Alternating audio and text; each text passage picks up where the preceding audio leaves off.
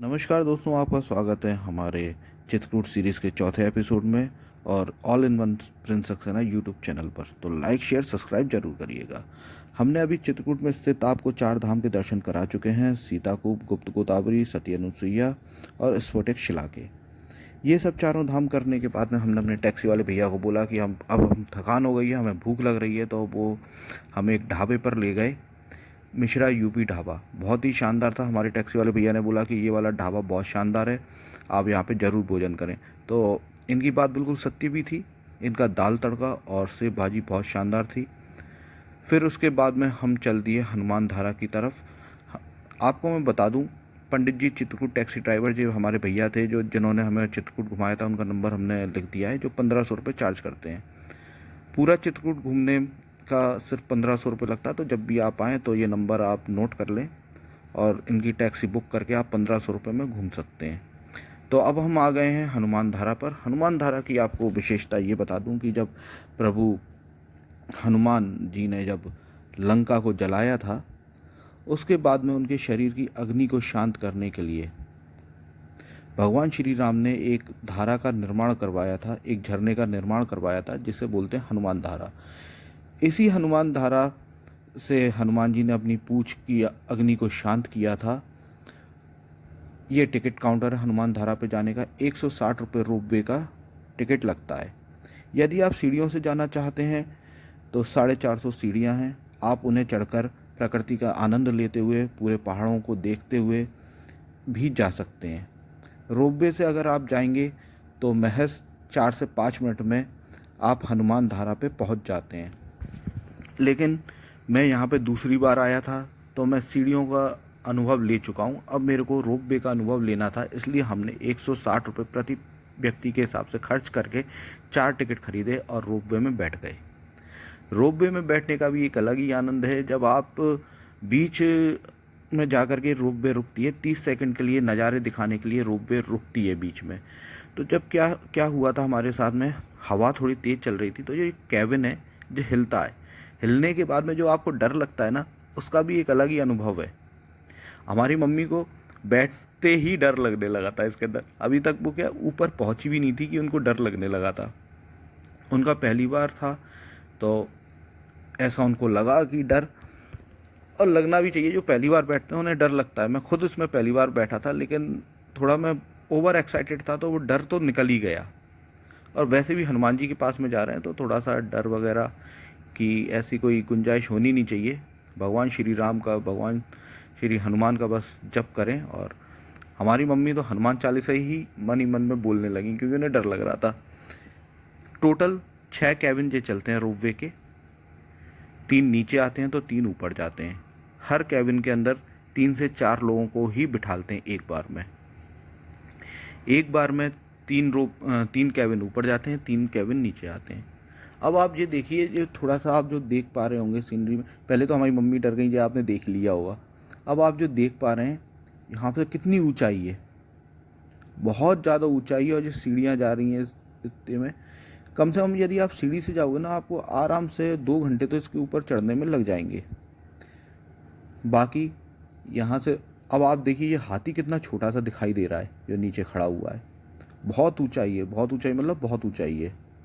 हनुमान धारा रोपवे, इसे DRIL operate करती है, ये कंपनी का नाम है, तो वो इसे ऑपरेट करती है।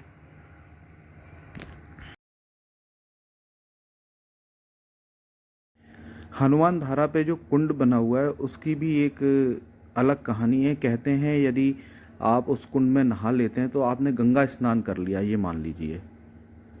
वैसे भी माता मंदाकिनी और गंगा यहाँ से निकलती ही हैं। ये हनुमान धारा का ही जल है जो यहाँ पर आ रहा है। हमने उसका सेवन किया, साथ ही उसे अपने ऊपर डाला भी। सारे पाप धुल जाते हैं। तो हो सकता है अनजाने में या कभी जानबूझ के कभी पाप भी किए होंगे तो शायद धुल गए। वैसे भगवान माफ़ करे कभी कोई पाप किए हों तो। अब ये आप देख रहे हैं, हमने हनुमान जी के दर्शन करे। अभी आपको अंदर का भी सीन दिखा देते हैं। हनुमान धारा का जो जल है वो 12 मासी इसी तरह से निकलता रहता है। ना गर्मियों में कम होता है ना बरसात में ज़्यादा होता है। मंदिर के अंदर फ़ोटो खींचना या वीडियो बनाना मना था, तो मैं जैसा भी बना पाया आपको मैं दिखा रहा हूँ, जिस भी तरह से जैसी भी बनी है वीडियो। तो ये मान लीजिए चोरी चुपके से ही बनाई है वो।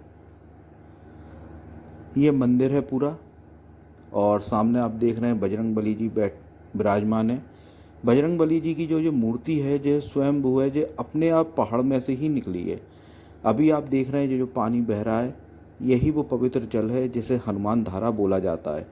यही जल जब भगवान हनुमान को अपनी पूंछ की अग्नि को शांत करना था, तब रामचंद्र जी ने इसका निर्माण करवाया था। ये दर्शन करने के बाद में, हनुमान धारा के दर्शन करने के बाद में कुछ सीढ़ियाँ ऊपर चढ़ेंगे तो आपको सीता रसोई मिलेगी।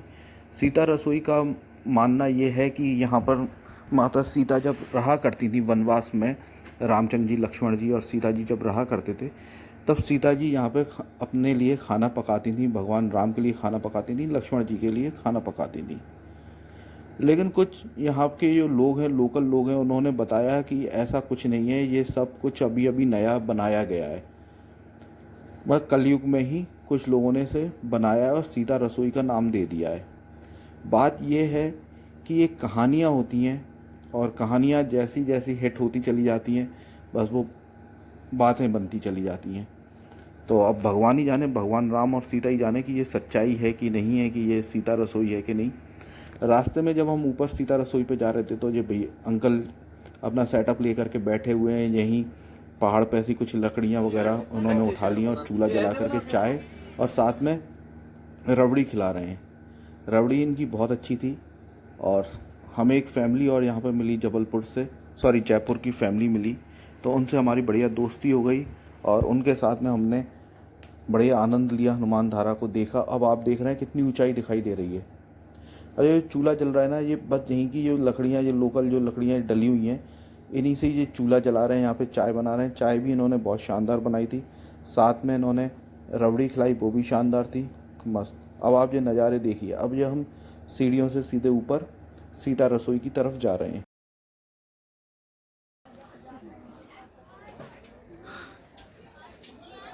10 रुपए दिया, 10 की खाने को मत देखो। सब परिवार उड़ाना, सब शांति परिवार को। नाम बताओ, चलो 2 पैसे।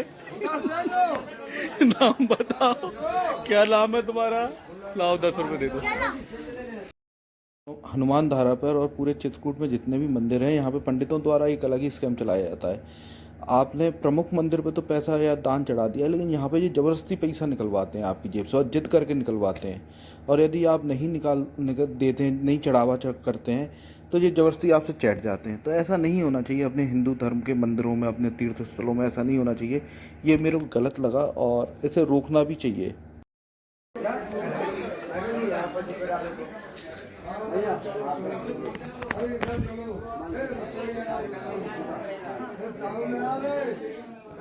कहाँ गई प्रिया? प्रिया हाँ? अच्छा ना, अब इधर भी रखना पड़ेगा। क्या नाम सर आपका? अनिरुद्ध सक्सेना। कहाँ से आओ सक्सेना जी? घर से। 10 रुपए सक्सेना जी ने सेवा। अच्छा। माता पिता सीता जी के पुराने बर्तन भी हैं। अरे कौन से पुराने बर्तन है सीता जी?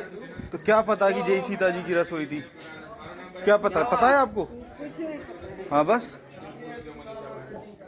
इधर रावण नहाता था।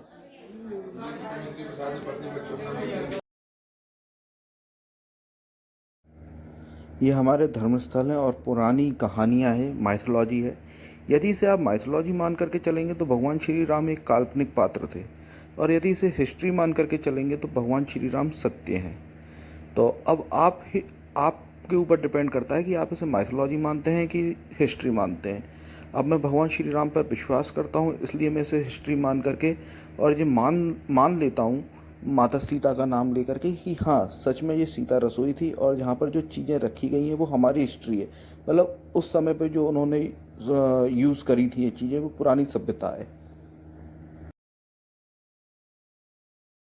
हमारे हनुमान धारा के दर्शन हो गए। भगवान श्री राम की जो रसोई थी, सीता रसोई थी, उसके दर्शन हमने कर लिए। अब हम वापस उसी रोपवे में बैठ कर के नीचे उतरेंगे। नीचे जो 160 रुपये का टिकट मिलता है, जो पर्ची मिलती है, वो आपको वापस जब आप जाते हैं तब वही वाली पर्ची आपको दिखानी होती है।